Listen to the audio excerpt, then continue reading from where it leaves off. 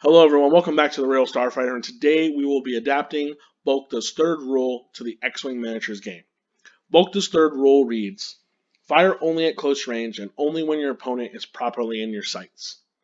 This is one of those rules where I think it's good as is, but it needs some translation to the X-Wing Miniatures vocabulary to make sure that it sticks. So now the rule will read, fire at close range, and only when your opponent is properly in your sights. Use your actions to aid you, spend your tokens wisely. What does this mean? Well, we're going to talk about the three main tokens that every faction has at their disposal, well, at least most factions, and what they mean and how to use them. The first one I want to talk about is the focus token. We all know the focus token. A majority of ships have this action. If they don't have this action, they usually have a calculate token, just something similar that flips a eyeball result on attack or defense dice to a hit or to an evade. These are balanced tokens. These are good for offense and defense. The next one we see is the evade token. The evade token is a pure defense token, and they guarantee that you will receive an evade on a green dice. They can change a blank to an evade, or they can change an eyeball to an evade. Again, these are purely defense. Target locks are purely for offense. They can re-roll your attack dice, and as we talked about in another video, that the attack dice have a 50% chance of hitting because they have 3 hit sides plus the 1 crit side, which means 4 of their sides are damage sides and 4 of their sides are miss sides naturally.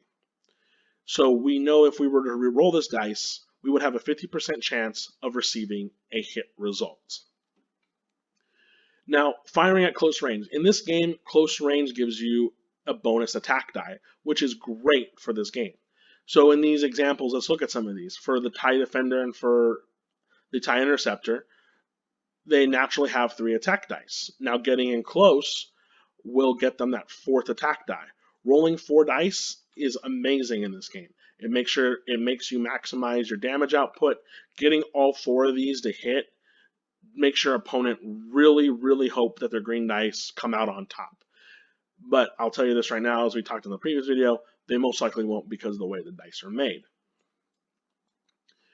Now, let's say for some ship abilities, 4 dice can even be just normal. For like a Ghost or even for Rey, Rey can pump out a 5th dice with the help of Finn, but if you're a Ghost and you get range 1, this becomes your range 1 shot, 5 attack dice.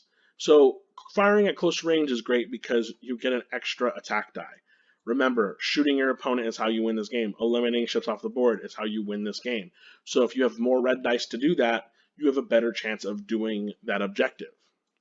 So let's go over some of these scenarios really quick and talk about what action would benefit each scenario. Now, the Grand Inquisitor over here is going after Snap Wexley. So let's say Grand Inquisitor does a 1 bank in and can only be given 1 action. Now, I know there's linked actions, and the smart thing to do would be to barrel roll and focus, but let's look at what action would maximize the damage for Grand Inquisitor. Now, let's say, for the sake of this example as well, Snap Wexley is at 1 health. 1 to 2 health, and a really solid 3 dice attack with all hits would do him in nicely. Now, we have a card called Fire Control System on here, which, if we have a target lock, allows us to re-roll 1 attack die. So a target lock allows us to re-roll 1 attack die, and we get to keep that target lock to re-roll a bad roll if we blank out or we get all focuses. But the Inquisitor has force tokens, which kind of function as focus tokens, which allow us to flip 1 focus either to a hit or to an evade, depending if we're attacking or defending. So in this situation, I would definitely go with the target lock. Again, this is me only taking 1 action. I'm not doing linked actions in this situation, I'm only taking 1. Reason being is if we were to roll statistical. Now, statistical for 3 attack dice would be 1 hit, 1 focus result, and 1 blank result. This is considered statistical. Now, with fire control systems and this combo that I have created, I would be able to re-roll this blank die, and then with this result, I would be able to flip this into an attack die, or this into a hit with my force charge, and I would get 3 hits on snap. Now, what's also really cool in this situation is you can also re-roll that focus result. So say this was our result here, we can re-roll this eyeball. What the target lock really does is it gives us the ability to re-roll this dice and retry that 50% of hitting. So again, just to make sure that you understand the situation, I wanted to ensure that I could get 3 hits, and what was the best way to maximize that?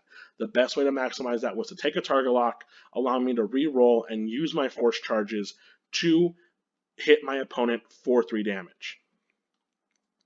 Now let's talk about another situation where taking maybe not necessarily a target lock as my action, but token stacking is very powerful. So token stacking is very powerful, and the Empire is very, very good at it. And there's no better pilot at it than Colonel Vessery here. And I'm going to go over what that means. So action economy is something that not a lot of factions are really good at, but the Empire is very good at. That's why when you see a lot of Imperial players, them not hitting anything is very important, because if they hit something, they don't get that awesome action economy. And a lot of their ships are very weak. Again, the TIE Interceptor and the TIE Fighter are only 3 hull ships, and you could put a very expensive pilot in there that could go down, and they don't like seeing that.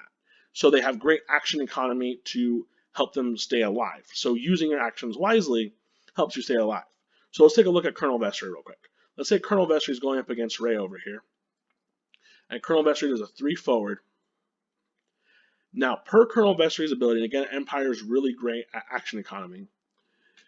His TIE Defender's ability is after he executes a 3 to 5 maneuver, you may perform a free evade action. Oh, excuse me, a evade action, not a free one. There you go, evade action. Now, like I said, the Empire's great action economy, but the TIE Defender is the best at it, and because of that, this is why the TIE Defender is my favorite ship in X-Wing and probably in Star Wars overall. I just love the TIE Defender. Its action economy is great. Its dial is amazing. I love the white K-turn. It was my favorite ship in the TIE Fighter game from the 90s. I think it's, like I said, I think it's my favorite ship in all of Star Wars. Just a great ship, and in X-Wing, it is an awesome ship. It does great action economy. And Colonel Vessery, like I said, is the best at it. And so let's take a look at what he can do. Colonel Vessery ability reads, while you perform an attack against a locked ship, after you roll attack dice, you may acquire a lock on the defender. So let's say, for this example, Grand Inquisitor has Rey locked. And we know that Rey is going to do a 1 of some sort over here. She's going to come over here because maybe there's a rock over here, or she's ionized. Something that we know that she's going to do a 1. So we know she's going to be moving in front of us some way. What is the best action to do? Now we know that because of Vessery's ability, he's going to get a target lock because Grand Inquisitor has Rey target locked. So what would be the best action for him to do? Well, you kind of already figured out it would be to focus. Now, why would focus be the best course of action? In this situation, we know that Rey is doing a 1-speed maneuver of some kind, but we don't know if she's doing a 1 into you, a 1 forward, or a 1 away from you. So in order to prepare for all those scenarios, taking a focus would be great, because again, it can be used for offense and for defensive purposes. Not only that, the elite pilot talent that Colonel Vessery has equipped is called Juke. And Juke is, while you perform an attack, if you have an evade token, you may change one of your defenders' evade results to an eyeball result. So if they don't use their tokens wisely, if they go in all on offense, then you can change one of their defensive natural rolls into a eyeball, which still counts as a miss. Remember, eyeballs are still misses, and that's why choosing the right token at the right time is essential to the X-Wing Miniatures game. So if Rey were to turn into us and go nose to nose with us, we would be ready for that attack, because we would have a tokens purely for defense, a token for both, and a token for offense. So we could spend our reroll on the focus result so we can ensure that we save this focus token for defense. If Ray goes away from us, then we know we can use this reroll for getting all focuses to punch as much damage as we need to into Ray. So again, this is a balanced version of getting all three tokens and how they work. Remember, we're using the target locks for offense, the focus token for offense or defense, and the evades for defense. But again, in this situation, we're able to use all three of these for offense and two of these for defense, maximizing our tokens to ensure our survival and our punishment. Now, the third example I want to show you is Suntirfell coming here against Poe Dameron. Now, Suntirfell is going to come in here and do a classic 2-bank. And Suntirfell is a glass cannon. Reason why is because he's got the 3 attack dice, but he only has 3 hulls. So using his actions in a smart way helps prevent him from taking damage and works as the best defense.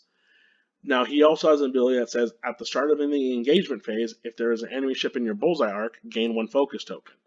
So by using his reposition ability more, we're able to get a focus token out of it.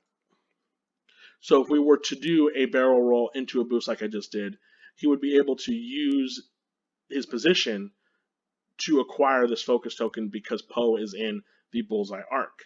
And because Suntirfell has Predator, he is allowed to re-roll one of his attack dice. So again, this is a great way to get a 4-dice attack. Being able to re-roll one and spend it on offense or defense, or in this case, not at all. Now, there might be a situation where Suntirfell has to boost in, and he knows he's going to take some shots. So what he could do is, if he knows that he already has the bullseye arc, barrel rolling would take him out of it. Let's just say that's the case here, that if he were to barrel roll, he would be out of it, and he'd be stuck out in the middle of space with no token. I wouldn't want that. I would find a way to, as my first action, would be to acquire and evade, then do the boost forward to ensure that I'm going to get my 4-dice attack still, but also to ensure that I'll get my focus token. So that way I'm hitting Poe Dameron with 2 tokens and that I can use for both offense and defense. And if I were to roll the way I did here, these tokens would be both purely for defense. Now, eliminating a ship from the board is a great way to not get shot at. So in the example here with Ray, if, say, Colonel Vessery was to destroy Ray, or excuse me, in the example over here with Grand Inquisitor and Snap Wexley, if Grand Inquisitor were to take out Snap, then Grand Inquisitor is not taking any damage because they would have initiative killed Snap Wexley. Now, the other part I said was spending your tokens wisely. What does that mean exactly? Well, if we were on the other side of the board, say we were the resistance player, the rebels are not very good at action economy. They need someone like Poe who can do 2 actions in a turn by spending a charge to really maximize their token output. And even then, they're not going to get the token output that Colonel Vessery can get, or even Suntirfell can, the action economy that Suntirfell can.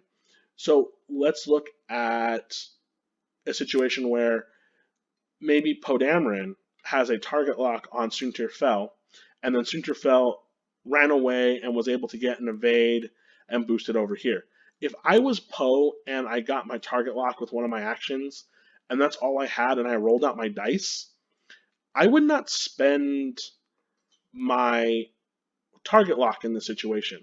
Reason being is Suntirfell, depending on his position, if it's through a rock, even if it's not, if it's just a natural 3, a range 3 shot, it's going to be 3 dice versus 4.